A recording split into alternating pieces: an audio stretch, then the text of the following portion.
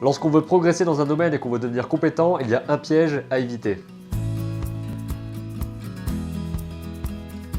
Salut à tous, c'est Benjamin Serbet. Aujourd'hui, je voulais vous parler de ce sujet parce que c'est très important et que je me suis fait la réflexion ces derniers jours que je passais beaucoup d'heures dans mes journées à regarder des vidéos, à lire des articles, à lire des livres pour me former sur les sujets qui me passionnent, la créativité, le dessin, sur d'autres choses comme par exemple le business, le marketing pour apprendre à promouvoir ce que je fais correctement.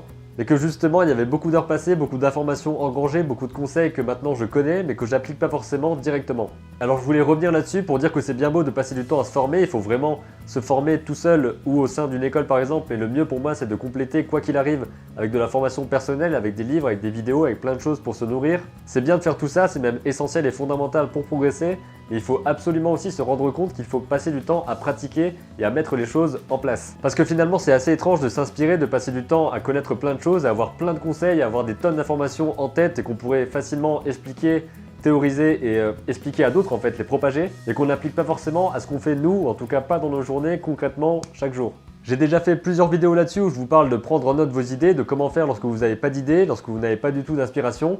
C'est très important de mettre les choses en pratique et tous les conseils que je vous donne, ou en tout cas que j'essaie de vous donner de la meilleure façon possible, il faut absolument prendre le temps de les appliquer, de prendre le temps de les mettre dans vos habitudes, de tester, de voir ce qui marche ou ce qui marche pas, et pas simplement de devenir une sorte d'encyclopédie de tous les conseils possibles et imaginables. Parce qu'à ce moment-là, vous pouvez devenir à la limite un bon professeur, quelqu'un qui va bien expliquer les choses aux autres, mais vous n'allez pas forcément savoir comment les appliquer vous-même et vous n'aurez pas les résultats que vous attendez.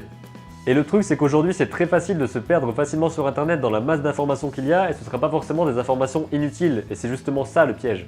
C'est qu'il y a tellement de choses intéressantes, et Google et YouTube, etc. savent parfaitement comment nous montrer les choses intéressantes. C'est à vous que je parle, les suggestions pour vous, les vous allez aimer ça aussi, etc. C'est très utile en soi, mais il faut surtout pas en devenir dépendant, et c'est une des choses que je remarque aussi dans mes journées, c'est que je passe parfois plusieurs heures à regarder une vidéo qui passe ensuite sur une autre vidéo, et plein de choses comme ça, donc c'est plein de contenus intéressants qui vont m'apporter des choses. Sauf qu'à ce moment-là, j'aurais bouffé plein de temps et j'aurais pas appliqué les conseils étape par étape pour pouvoir vraiment les mettre en place dans ma vie et pouvoir avoir les résultats que je veux. Et c'est en prenant conscience de ça que je me suis dit que ça pourrait être intéressant de le partager et de vous inspirer aussi à arrêter de regarder trop de choses. Vous ne pouvez pas tout assimiler et tout appliquer tout à la fois. Vous ne pouvez pas vous former sur plein de domaines différents en même temps et les appliquer au maximum tous en même temps. Et je suis le premier à regarder plein de vidéos, à lire plein de choses sur plein de domaines différents pour apprendre plein d'éléments différents et avoir beaucoup d'inspiration, beaucoup de références dans plusieurs domaines pour les appliquer, mais c'est absolument fondamental de garder du temps pour vraiment les appliquer et pas seulement engranger de l'info et ne pas ensuite la mettre en place et la concrétiser avec des actions concrètes qui vont vraiment mettre vos idées en place pour que vous puissiez ensuite les présenter à d'autres personnes et avoir des créations finalement qui soient abouties, vraiment qui soient là quoi. Voilà.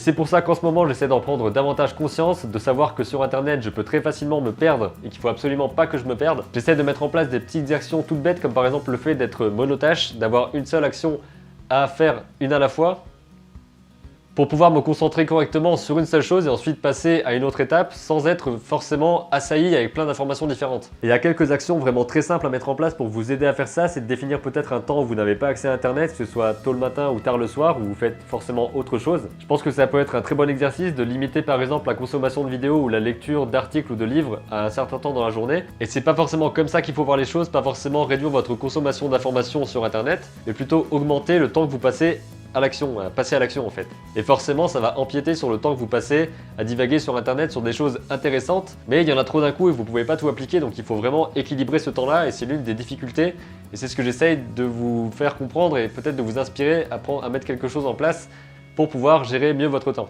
C'est exactement ce que j'essaye de mettre en place en ce moment et c'est pour ça que je vous en parle.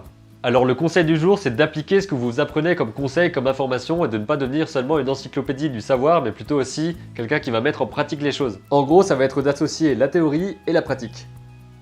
C'est censé être une flèche, hein, mais ça marche pas trop. Évidemment, lorsque vous passez davantage à la pratique, vous allez forcément vous casser la gueule un peu plus souvent, et c'est ce que je recherche. Enfin, que moi je me casse la gueule, hein, pas forcément vous, même si bon, ça va être intéressant parce que justement, je vais faire une vidéo là-dessus, c'est le fait qu'on ne fait pas assez d'erreurs.